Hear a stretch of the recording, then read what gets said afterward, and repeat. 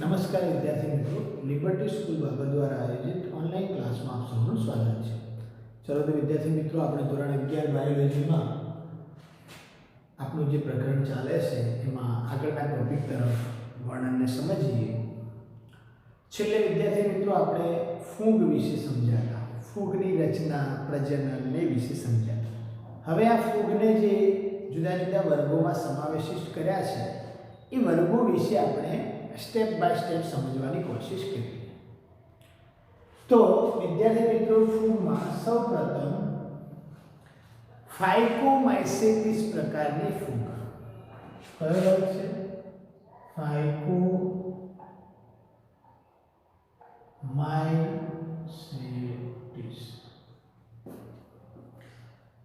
आ फाइकोमाइसेटिस ना सभ्यों जे छे आ वर्ग में आवता तमामे तमाम सभ्यों, मतलब फाइकोमाइसेटिस एक फूगनो वर्ग छे। आ वर्ग में घणी बधी फूगो आवे छे जे ए वर्ग में समावेशित थती। तो फाइकोमाइसेटिस फूगना वर्ग में जे सभ्यों जोवा मळे छे ए दरेके दरेक सभ्यों जलज निवास स्थान में जोवा मळे छे, तेमज तमाम सभ्यों जलज निवास स्थान में केवा जलज निवास स्थान में तेमज भीना ने भेजयुक्त विस्तारों में सड़ता लाकड़ाओं पर केवा भीना अने भेजयुक्त विस्तारों में सड़ता लाकड़ाओं पर भीना अने भेजयुक्त विस्तारों में सड़ता लाकड़ाओं पर कई जगह वैसे छे भीना अने भेजयुक्त विस्तारों में सड़ता लाकड़ाओं पर पण आ फूगना सभ्यों રહેઠાણ કરે છે। मतलब फाइकोमाइसेटिस वर्ग में आवती फूगोना सभ्यों जलज निवास स्थान में पण वसे छे, भेजयुक्त विस्तारों में जे सड़ता लाकड़ा पड़ेला होय एना उपर के પછી अविकल्पी परोपजीवीओ तरीके वनस्पतिओ पर जोवा मळे छे। के केवा अविकल्पी परोपजीवीओ केवा परोपजीवीओ तरीके पण पोते वसे छे। तो भीना ने भेज विस्तारों में सड़ता लाकड़ा होय એટલે કેવો છે કે સડતા લાકડા હોય એના પર ફૂગ કેવું છે? મૃતોપજીવી છે। એટલે આ કેવો પરોપજીવી કહેવાય? અવિકલ્પી પરોપજીવીઓ તરીકે વસે છે। તો आ लाकड़ाओं पर अने अविकल्पी परोपजीवीओ, तो अविकल्पी परोपजीवीओ ए कोना उपर? तो अन्य केटलीक वनस्पतिओ पर पण जोवा मळे छे। अविकल्पी परोपजीवीओ तरीके वनस्पति पर जोवा मळे छे। बीजું, आ फूगमां जे फूगो आवे छे, आ वर्गमां जे फूगो आवे छे एनी कवक जाळ પડદા વિહીન હોય। હવે સમજો, આપણે આગળ જોયું કે કવક સૂત્ર 2 એક પડદાવાળા જે ત્રાસી દિવાલો ધરાવે છે અને એક બહુકોષ કેન્દ્રીય। તો બહુકોષ કેન્દ્રીય હોય એમાં પડદો નથી હોતો, એટલે કવક જાળ બહુકોષ કેન્દ્રીય અને પડદા विहीन। बराबर। बीजું, प्रजनन केवुं करे छे? तो अलिंगी प्रकारे प्रजनन। कયું પહેલું प्रजनन? अलिंगी। तो अलिंगी प्रकारे प्रजनन चल बीजाणुओं के अचल बीजाणुओं द्वारा कराय? चल बीजाणुओं के अचल बीजाणुओं द्वारा अलिंगी प्रकारे प्रजनन। અને બીજાણુધાનીમાં આ બીજાણુઓ અંતર્જાત રીતે ઉત્પન્ન થાય છે. એનો મતલબ બીજાણુ જેના ઉપર આવે એ ધાનીને બીજાણુધાની કહેવાય, અને આ બીજાણુ અંતર્જાત મતલબ અંદરની તરફ ઉત્પન્ન કરે છે. એટલે બીજાણુ ધાનીમાં અંતર્જાત તરીકે બીજાણુઓ ઉત્પન્ન કરે છે. બીજું, બે જન્યુઓના જોડાણથી યુગ્મ બીજાણુઓ બને છે. હવે તમે વિચારી શકો વિદ્યાર્થી મિત્રો કે બે જન્યુઓ જોડાય તો કયું બીજાણુ બન્યું કહેવાય? યુગ્મ બીજાણુ બનાય, અને એને ફલિતાંડ કહેવાય. તો આ પ્રકારના જન્યુઓ જો બાહ્યાકાર રીતે સરખા હોય તો એને સમજન્યુ કહેવાય, અને જો બાહ્યાકાર રીતે સરખા ન હોય તો એને શું કહેવાય? વિષમજન્યુ કે અંડજન્યુ કહેવાય છે. તો બે જન્યુઓના જોડાણથી હવે તમે કહેશો તો એ કયું પ્રજનન થાય? લિંગી પ્રજનન. તમે કહેશો સાહેબ લિંગી પ્રજનનનું વર્ણન તો બુકમાં આપ્યું નથી, પણ તમે સમજી શકો છો. હું તમને કીધું કે બે જન્યુઓના જોડાણથી જે પ્રજનન થાય એટલે યુગ્મ જોડાણ કે યુગ્મ બીજાણુઓ બનાવે એને શું કહેવાય? લિંગી પ્રજનનનો હિસ્સો છે. અને આ જોડાણ સમજો કે આ એક જન્યુ, આ બીજો જન્યુ, આ બે જન્યુ એક જેવા બહારથી દેખાય તો આને શું કહેવાય? સમજો કે આ નર અને આ માદા લખ્યું, બરાબર, એક જેવા, એટલે આને સમજન્યુ કહેવાય. પણ એક જન્યુ આવો છે અને એક જન્યુ આવો છે, તો આ સરખા દેખાતા નથી, તો આને શું કહેવાય? વિષમ. તો આ પ્રકારે જન્યુ જોવા મળે છે. વિષમ જન્યુનું બીજું નામ અંડજન્યુ. તો અહીં ફાઇકોમાઇસેટિસ વર્ગમાં આવતી જે ફૂગ છે એમાં કઈ ફૂગ છે? તો એક ફૂગનું નામ છે મ્યુકર. ઉદાહરણ કયા? તો એ કઈ છે? મ્યુકર નામની ફૂગ. બીજું ઉદાહરણ રાઇઝોપસ. કયું? રાઇઝોપસ. ત્રીજું ઉદાહરણ કયું છે? આલ્બ્યુગો.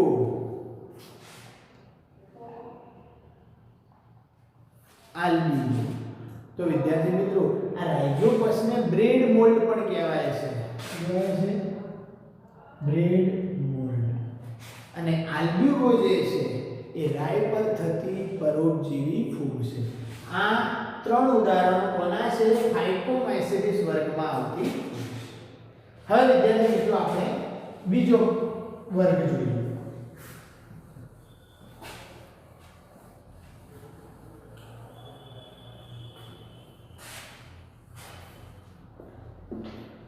કયો છે? આસ્કોમાઇસેટિસ.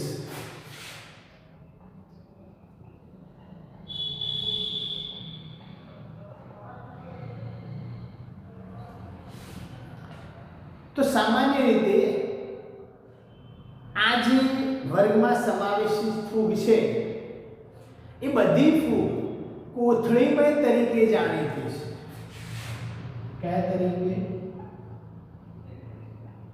કોથળીમય ફૂગ તરીકે જાણીતી છે. આમેન. આસ્કોમાઇસેટિસ વર્ગના જે પણ સભ્યો છે એ મુખ્યત્વે બહુકોષીય છે. આ વર્ગમાં મુખ્યત્વે કેવી ફૂગ છે? બહુકોષીય. मतलब मुख्यत्वे बहुकोषीय फूगो છે. પરંતુ અપવાદ હશે એ પછી. તો આ બહુકોષીય ફૂગ જે મુખ્યત્વે છે એનું ઉદાહરણ શું? તો પેનિસિલિયમ નોટેટમ. આ ફૂગ કોનું ઉદાહરણ છે? બહુકોષીય. પરંતુ ભાગ્યે જ કેવી છે? એકકોષીય. તો ભાગ્યે જ એકકોષી ફૂગનું ઉદાહરણમાં કોણ આવે? યીસ્ટ. કોણ આવે ઉદાહરણમાં? યીસ્ટ. યીસ્ટને શું કહેવાય? સેકેરોમાઇસીસ સેરેવસી. બીજું, આ ફૂગમાં આ વર્ગમાં આવતી બધી ફૂગો બહુકોષીય છે. અપવાદ કોણ? ભાગ્યે જ યીસ્ટ. હવે સમજવાનું છે કે આ ફૂગ કેવા પ્રકારે પોષણ મેળવે છે. તો સામાન્ય રીતે બધાને ખબર છે કે ફૂગ મૃતોપજીવી છે, એટલે આપણે લખી દઈએ પોષણ પ્રકાર. પોષણ પ્રકાર કયો છે? તો એક મૃતોપજીવી. ચલો, બીજો પોષણ પ્રકાર કયો આ ફૂગમાં આવશે? બરાબર. તો ફૂગ વિઘટકો પણ કહેવાય. કેમ? કારણ કે મરેલાને સડાવે છે એટલે વિઘટકો કરે છે. બીજું, આ ફૂગમાં આવતી ફૂગ કેવી છે? પરોપજીવી. કેવી છે? પરોપજીવી. જે મૃતકજીવી છે, બીજા ઉપર આધાર રાખે છે. અને ત્રીજી કેવી છે? છાણભક્ષી. કેવી? છાણભક્ષી. જ્યાં છાણ હોય ત્યાં વિકાસ પામે છે અને એમાંથી પોષણ મેળવે છે. તો એનો પોષણ પ્રકાર મૃતોપજીવી, વિઘટકો, પરોપજીવી અને છાણભક્ષી. બરાબર. આ ફૂગનું કવચ જાળ કેવું હોય? કવચ જાળ જેમ પડદાવિહીન અને પડદાયુક્ત, એમ આના અંદર પડદાયુક્ત. પડદાયુક્ત એટલે કવચ સૂત્રોમાં ત્રાસી દિવાલો જોવા મળે. બરાબર. અને જો પડદાયુક્ત હોય તો કેવું હોય? શાખિત. ઓકે. હવે પ્રજનન વાળા મુદ્દા. હવે પ્રજનનના મુદ્દા. તો પ્રજનનના મુદ્દામાં જોઈએ કે કણી બીજાણુ દાનીદર કહેવાથી વિશિષ્ટ કવક જાળ ઉપર. કઈ દાનીદર? કણી બીજાણુ દાનીદર. બરાબર. એના ઉપર શું છે? વિશિષ્ટ કવક જાળ ઉપર બહિર્જાત રીતે કણી બીજાણુઓ તરીકે અલિંગી બીજાણુ ઉત્પન્ન કરે છે. તો આ દાનીદરમાં કણી બીજાણુ ઉત્પન્ન કરે છે. અને આ પ્રકારનું પ્રજનન કયું થયું? અલિંગી પ્રજનન. કયું થયું? મતલબ કે અલિંગી પ્રજનન કયા પ્રકારે કરે છે? કણી બીજાણુ દ્વારા. તો ક્યાં પેદા કરે? તો કણી બીજાણુ દાનીદર કહેવાતી વિશિષ્ટ કવક જાળ ઉપર બહિર્જાત પ્રકારના. કેવા? જેમ ફાઇકોમાઇસેટિસમાં અંતર્જાત પ્રકારના હતા, આમાં કયા પ્રકારના હોય? બહિર્જાત. આ કણી બીજાણુઓ જે છે એના અંકુરણથી નવી કવક જાળ બને છે. કણી બીજાણુઓના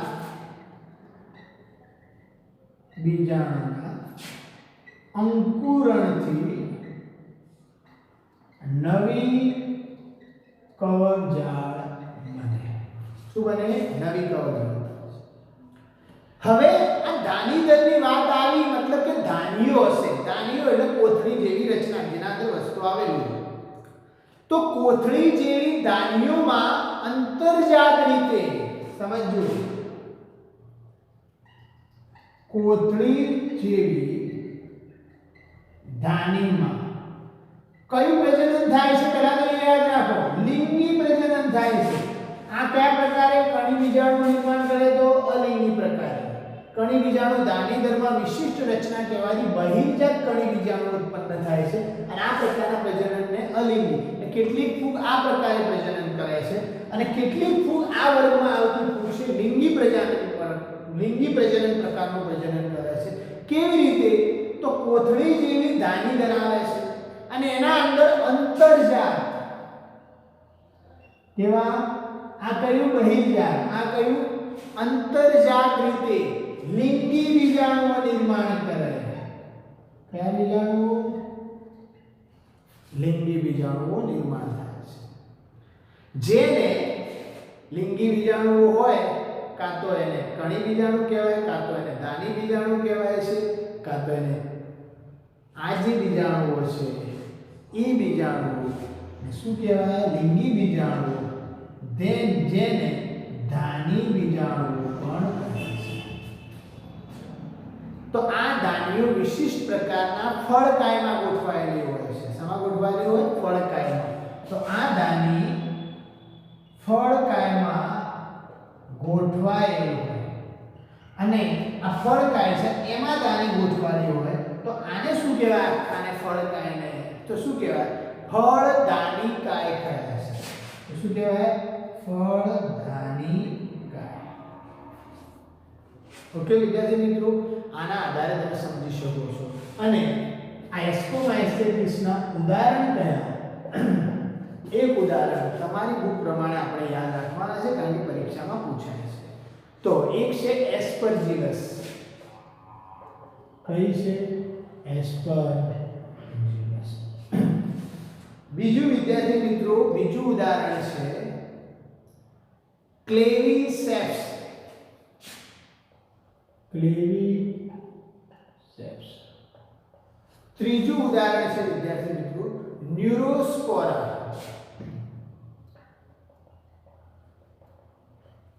શું છે? ન્યુરોસ્પોરા. આ એના ઉદાહરણો છે.